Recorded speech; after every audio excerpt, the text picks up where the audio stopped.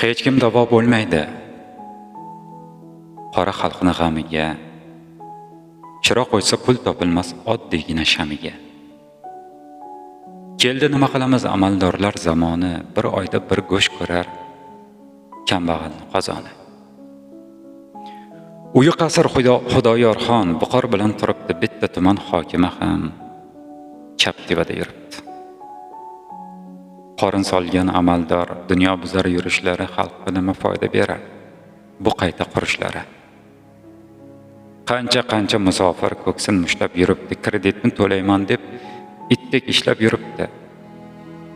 Xizmatin qiladi-da, g'ayridan bir daxrini, pulini to'lash kerak davlat bergan uyni. Alam qilar ekan alam, qishda qorlar kurasang, o'z yurting bergan pulni chetda ishlab to'lasang.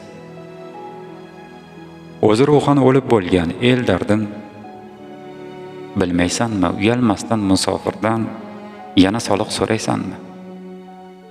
Musofir o'zga yurtda boshi qotar xotinni, 4 ta bola muzlab bo'lgan, qaydan olsin o'tinni?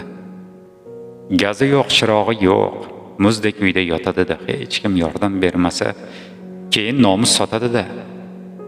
Bilmasdan ayol dardin yana ayib qo'yasiz, erkakman deb jar solib fohishiga yo'yasiz. Nomus ko'rinarmi ko'zga, go'dagi so'lib tursa, jon aya non bering deb dod solib yig'lab yursa. Bizda qonun shunaqa, qalam tutgan mardini qo'liga kishan solar, xalqni aytsa dardini. Paxta qo'yar shoirlari, o dunyo go'zal dedi, o'lim haq, undan qo'rqsak, xalqni g'amini kim yeydi?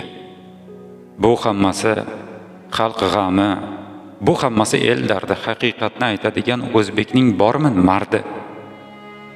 Hech kim davo bo'lmaydi oddiy xalqning g'amiga, chiroq o'tsa pul topilmas kambag'alning shamiga.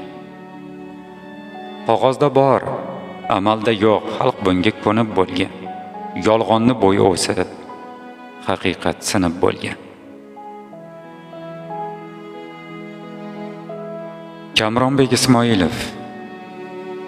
Xalqning yana bitta dardi. Haqiqatga tik qarash kerak.